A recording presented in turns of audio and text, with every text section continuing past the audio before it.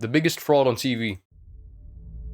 Ooh, this is ominous. It's September 9th, 2001. British host Chris Tarrant welcomes 8 contestants to Who Wants to Be a Millionaire. Hold on, I think I know which incident this is, because there was a high-profile case where people were cheating, because they would have people in the crowd, and they would, for example, cough once if it's question number 1, and like cough twice if it's answer number 2. Like, they got caught for cheating. He won the $1 million, but then he had to pay it back. They're all I'm not sure if it's this instance, though. eager to get rich, but to sit on the hot seat, you have to win fastest finger first.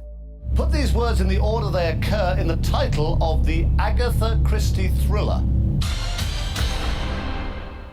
Nile on. Put these, okay, I would say Death on the Nile. Death on the Nile. Death the. The correct answer is Death on the Nile. All these were correct. Oh my god, I swear I did a pre-watch. Most of them, nearly all of them. Who was fastest? Charles Ingram in 3.97. How fast did we do it? How fast did we do it? Wait, I can't lie. The people watching this tell me how fast I did it. That's so fast. Great. Major Charles Ingram has been a contestant twice before. Now he finally gets his chance. Confidently, he takes his place. But this confidence doesn't last long. Ingram is often unsure of his answers. Yeah, this is the situation. This is the one. He would read out, for example, German, and he would say, is it German? Is it B? Is it C? Is it D? And then someone in the crowd would cough if it's D or C. After just 7 out of 15 questions, he merely has 1 of his 3 jokers left. But somehow he manages to answer correctly again and again. And then the time has come. Just surprised not like a lot of people do cheat in this show. Like, I'd imagine there's a lot of people who cheated and didn't get caught. Ooh, how many people do you guys think? Because they caught this guy. But I assure you there's people who have never been caught. 1 more correct answer separates him from £1 million. A number 1, followed by 100 zeros, is known by what name? It's a Google. It's a Google. Google. God, I need to get put on one of these shows, man. I'm like an encyclopedia for real. Megatron. Megatron. Power Ranger. Gigabit. Nanomole. That's so obvious. Come on. But seconds later, even though he never heard of a Google, he completely changes his guess. I really do think it's a Google. The tension in the studio is almost unbearable. You just won $1 million!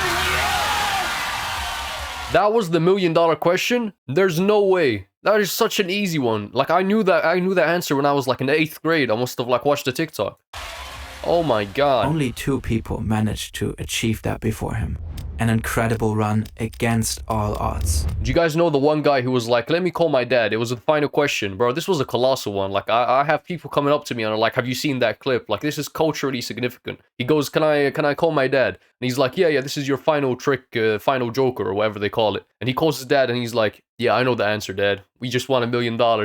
Like, he just had to make them pay for the SMS. Maybe too incredible. For the phone bill. In fact, Major Charles Ingram cheated. He is quite possibly the biggest fraud who has ever been on television. Oh wow. He and his accomplices have been tried and convicted. Their heist has been publicized and fictionalized. Yep. Yet, to this day, they maintain their innocence. We didn't do it. We really didn't cheat. 20 years later, there are still a lot of open questions. And I mean, yeah, but at the same time, they do that a lot with casinos. For example, you would win and they're like, oh, the machine is broken. You said what? You said the machine is broken. I just won $10 million and the machine just broke and decided to give me $10 million? Yeah, you're funny, man. You're getting sued to oblivion. Find Ingram's case. I'm gonna find Saul Goodman. Like, you're telling me you're gonna take back the 10 million. Good luck. Lurks an even weirder story. One of an underground organization that systematically exploited the show for years. How did they do it? Oh wow. W. Fern. While Ingram is celebrating his victory in front of the camera, there's turmoil behind the scenes. The showrunners are sussed out. A sound technician already called their CEO Paul Smith while Ingram was still answering questions. Smith told him to keep the show going. Ingram receives a check with his winnings from Tarrant. But the check is retained by Celador, the company behind the show, for 8 days for processing. In the meantime, Smith and the technicians look back at their material. Ingram often seemed to have no clue, really, How did this guy, after being left with one joker at 4,000 pounds, snatch the million? I mean, it is a 1 in a 4 chance. Like, you gotta think the first one is 1 in a 4. The second one is 1 in 16th. I hope I hope I don't sound like an idiot right now. I'm pretty sure the fee completely lucked it. Okay, 1 in 16th, and then times 4 again. It would be 1 in 64 chance, and then it's like 1 in 256. So to get like 4 or 5 in a row, it's like 1 in 256, and that's without having a clue, like completely guessing. So I mean, it's not really that impossible. God, I'm just gonna get proven by some math nerd in the comments to be some idiot. Is that not how you calculate it? Probability of just guessing a 1 in 4 7 times in a row plus a 1 in 2 is 0.003%. No way, right? They look at his speech pattern when thinking about his answers. Craig David, I just can't. I don't think I've never heard of Craig David, to be honest. There's something interesting happening here. No matter the question, Ingram goes through all 4 possible answers, often chronologically, repeatedly. Emmental is a cheese from which country? It's not that unusual. Could be France, I suppose. Then again, it could be Italy, so... Okay. Or maybe it's the Netherlands. Right. Yes. That's sort of how the question works, Charles. No, I got That in itself might still be quite normal behavior. Yeah. It seems fairly rational to go one by one if you're not sure. But then, Who was the second husband of Jacqueline Kennedy? Adnan Khashoggi, Ronald Reagan, Aristotle Onassis. It would have to be. I'm saying Adnan. No, Rupert Murdoch. Rupert Murdoch. Yeah, Rupert Murdoch. I'm not certain. I would have thought that it would be Aristotle Onassis. Why? wait, someone coughed just now at the correct option. Aristotle Onassis. Aristotle Onassis was indeed married to Kennedy. Huh. And then it happens again. But the reason I think it's cricket is because And again. I think it was Holbein. The studio obviously has cameras Oh, that's obvious. Oh, that's really obvious, especially if it's the same person. and mics for the candidate and the show host. But it also has cameras and mics pointed at the audience for reaction shots. The technicians start looking at what's happening in the crowd If it's his while wife. Ingram is reading out the options. Who is coughing? And always at the right time. Which American platform was founded in 2012 and is known for its creative and interactive online lessons? A. Biscuit. B. Bilingual. C. Bicycle. D. Brilliant. You already know it. Brilliant is a group Yo, he was smart with that one. He was smart with of that the one. entire population. At its height, a sensation in the UK at the time. Yeah. The show was just 4 years old, and at its height, about 19 million people tuned in. Wow. A third of the entire population. Yeah. People were obsessed with it. That was also the case with Charles Ingram and his wife Diana. Her brother Adrian Pollock had been on the show 4 times before, on the hot seat once, and won £32,000. A few months later, she managed to get on the hot seat and won £32,000 as well. The fuck, it runs in the family. Holy shit. Do they just like pick families to run through? So I remember talking to her in the bar afterwards, and I said, "Great, congratulations." She said, "Yeah, only 32." And I said to her, "It's a huge amount of money." She went, "Yes, but I should have done more. I should have beaten my brother and all this." Mind you, it is incredibly difficult to get a spot on this show. Thousands, if not millions of people try. Yeah. The selection process is brutal. But this family managed to get in over and over again. They Yeah, that's suspicious in and of itself. Is it like a nepotism sort of thing? Do they know someone inside that's letting them in? knew the system inside out and Yeah. how to play it. Adrian even had a mock-up fastest finger first console at home. He and Diana wanted to publish Wow. a book with tips on how to get on the show. But as it turns out, they were not the only ones who knew the system. Another cheater? And some were a lot better at exploiting it.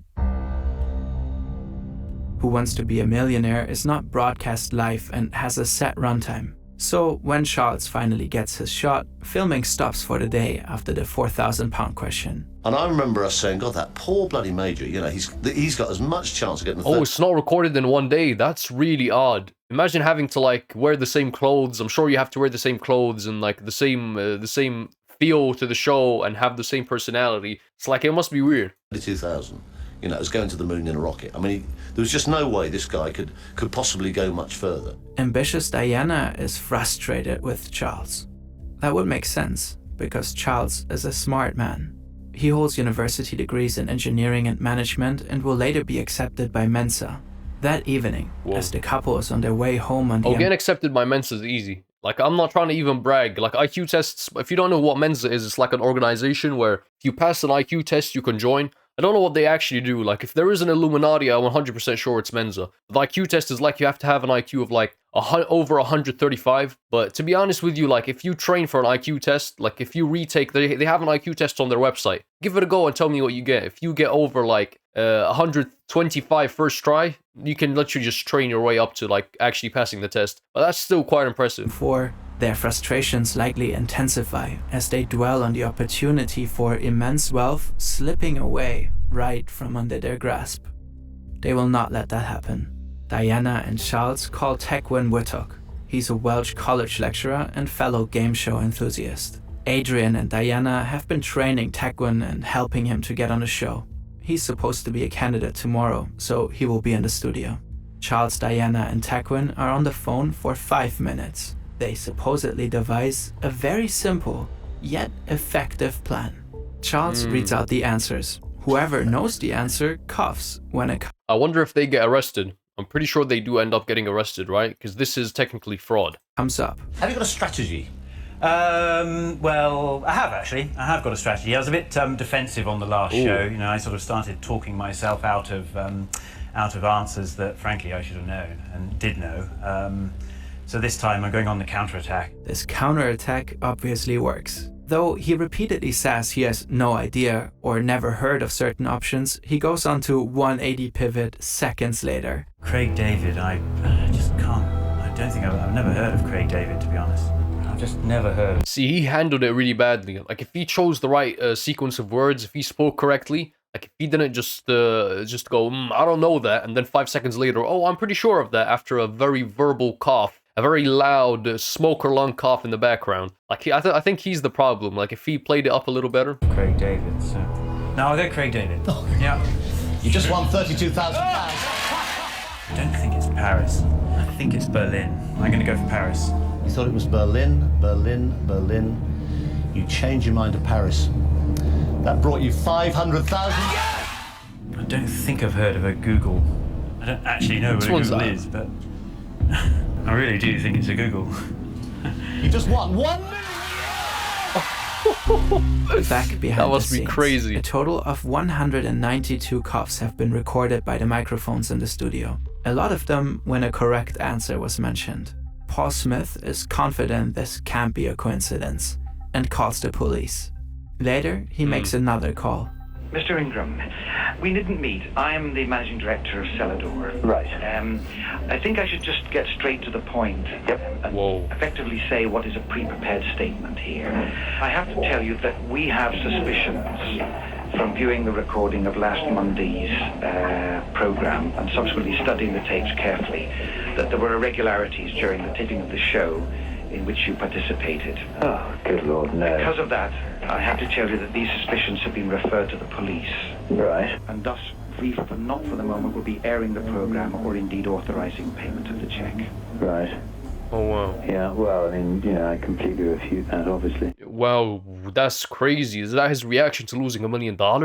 Yo, no, I would be upset. I would be distraught. I would be like, what? I've already got a down payment on this house. I've already, like, started spending money. Good Lord, I'm absolutely gobsmacked. All right, well, thanks for letting me know. Okay, thank you. Cheers, bye. 1.5 years later, the case went to trial. It quickly turned into a tabloid frenzy. The story of major fraud was just too sensational. Yeah. In the end, all 3 defendants were found guilty.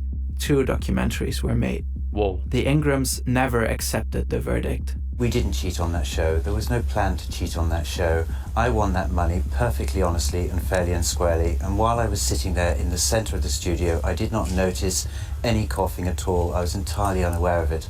As for the victims, I've heard a lot of people say that this is a victim. Yeah, and 100 people coughed. How would he know which one was his family members or whatnot? God, we will never know. We truthfully will never know unless we get that one guy from YouTube videos who does lie detectors and hook this motherfucker up and just know once for all. I know they can't use them in court because they're not 100% accurate, but I still trust it. Like, I trust it more than just like empty words. So hook him up because truly, if he did actually not know that, and if it wasn't like a planned fraud case situation, bro, that would be so upsetting. Like, they're literally doing what casinos do after you win. They start haggling you and taking you to court, and no, you didn't win, the machine malfunctioned. Like, they're doing that, but in a TV show. Crime. Well, actually, there are victims. The 3 defendants were the victims. We should not have been found guilty on the evidence that was presented in court. We were found guilty on a very good story. Why did you cough then, Diana? I think I needed to clear my throat. The cuffs were just coincidental, according to them. Wittock suffered How many times did she cough? from a persistent cough all his life. Oh, The wow. coughing footage presented in the court had been edited by Celador to accentuate the coughs. Oh, Also, wow. why would 3 intelligent people not come up with a smarter way to cheat? At least code the coughs. If the answer is C, cough on D, and so on. Wittock, who supposedly coughed 19 times to hint at the correct answers, flopped when he was in the hot seat.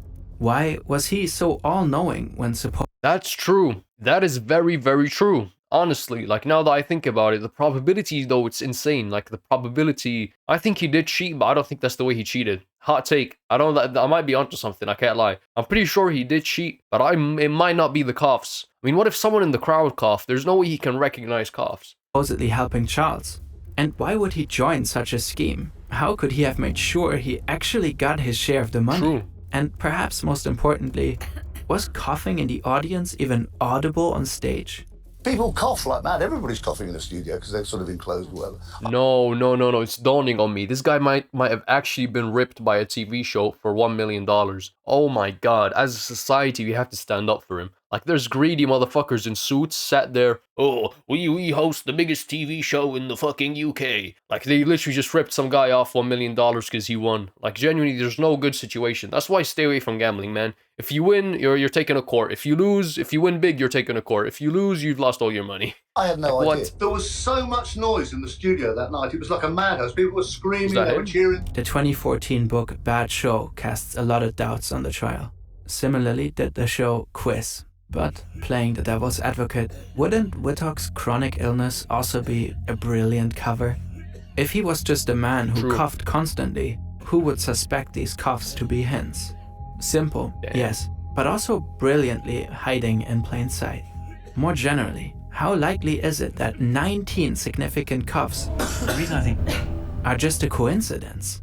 Liam Shaw made Oh my god. Hold up. I just saw the way she coughed. Did you guys see the way she coughed? Replay that fucking video. If you care, like, if you actually want to see the evidence, bro, because I can't lie, that was the fakest cough I've ever seen in my life. Holy shit. the fascinating statistical Yeah, no, they cheated. analysis to answer this very question. Allegedly. I remembered the case from when I was a Okay, child. this is some And facts. I was very interested in the statistics of the unlikeliness of the Fuck is a hold up.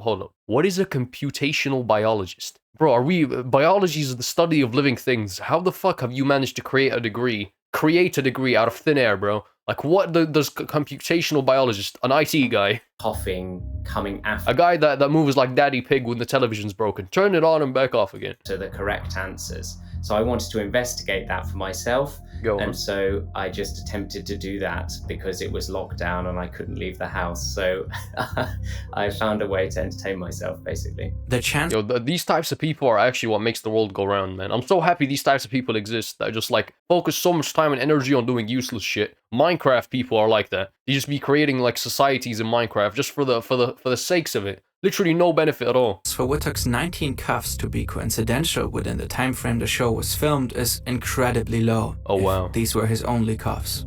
And say that half of all of those 192 coughs were Tequin Wittock, then in the statistical trials that I ran, I found that the probability of getting at least 19 coughs would be about 8%. This ignores the fact that Diana likely too coughed at significant moments. That's not that low. That's I mean, that's a pretty good probability that it's not fake. The analysis I did was just for fun and it's quite silly, but what it convinced me of is that there's no real dispute about the fact that there is some sort of association between coughs and correct answers. Fair enough, Looking man. at Shaw's math, the cuffs were probably not random. Well, what do I know? This is a computer biologist.